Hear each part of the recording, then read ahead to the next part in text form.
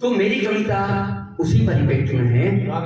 कि जो नेपाल से शिलाएं लाई गई है, उनमें पुरोहित, पंडित और जो भी लोग उस नदी से याचना करने गए थे, उन्होंने किस रूप से याचना करी होगी, किस भाव से याचना करी होगी, वो मैंने अपने शब्दों को देने का प्रयास किया है। सुनिएगा कि वो पंडित या वो पुरोहित कह रहे हैं कि ए मां तेरे चरणों में एक निवेदन कर ले क्या, ए मां तेरे चरणों में एक निवेदन कर ले क्या, राम काज को आए हैं, राम काज हम कर ले क्या। और वो कह रहे होंगे, सोच रहे होंगे ऐसा कि बरसों तक तिरपाल में बैठे, बरसों तक तिरपाल में बैठे वैकुंठ के करता धरता थे, और वो कैसी पीड़ा भोग रहे जो खुद विघ्नों के हरता थे। न्यायालय की चौखट पर, न्यायालय की चौखट पर न्याय के स्वामी खड़े हुए, और तारीखों के भंवर जाल में तीन बंधु खुद खड़े हुए। अब जाकर के न्याय मिला है, अब जाकर के न्याय मिला है मर्यादा पुरुषोत्तम को, तब फिर से मिल पाई खुशियां अवध धरा के आंगन। अरे जिस धाम राम जी जन्मे थे, जिस धाम राम जी जन्मे थे, अब वहां मंदिर भव्य बनाना है, और राम लला के संग जानकी हमको वहीं बिठाना है। वो पुरोहित उनसे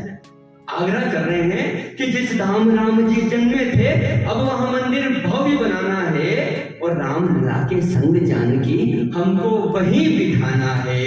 पर छोटी सी चिंता है।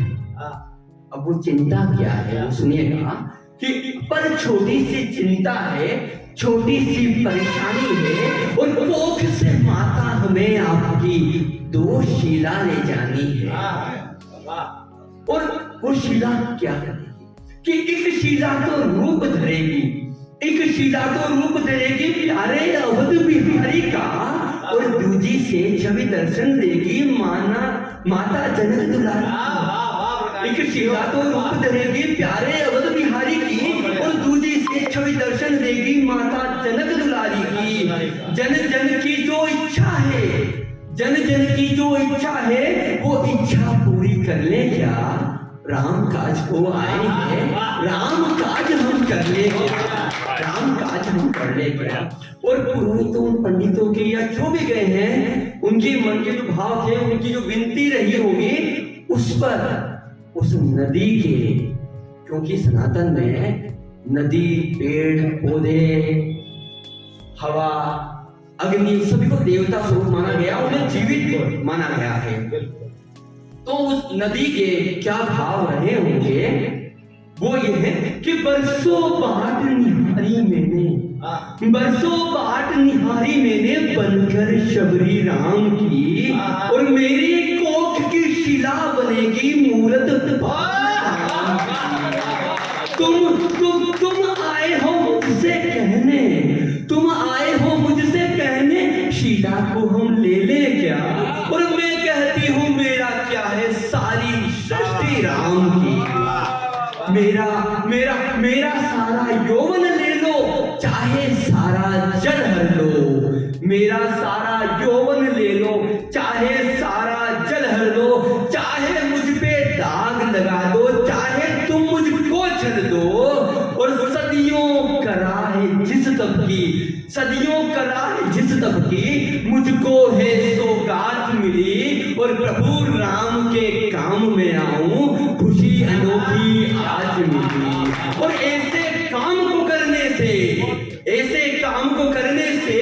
पीछे ना हट पाऊंगी। और वो उन पुरोहितों को कहती है कि क्या तुमको ऐसा लगता है मैं मना भला कर पाऊंगी।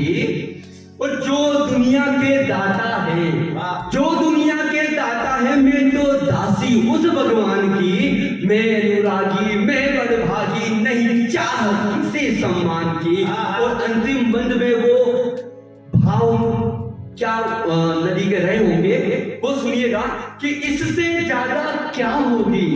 इससे ज्यादा क्या होगी कृपा मुझ पर राम की, और मेरी कोख की शिला बनेगी मूरत पावन धाम की। उन शिलाओं के जब पुरोहित के मन की बात, नदी के मन की बात सुनी है, तो एक मुक्तक के माध्यम से उन शिलाओं के मन की बात भी जान लेते हैं, जो अहिल्या के रूप में वहां कहा जा रहा है कि करोड़ों वर्षों से वो वहां खड़ी हुई थी, वहां पड़ी रही थी, और ना जाने किस तरीके से कितना उन्होंने इंतजार किया होगा प्रभु श्री राम का। उनको पता होगा कि कभी प्रभु श्री राम आएंगे,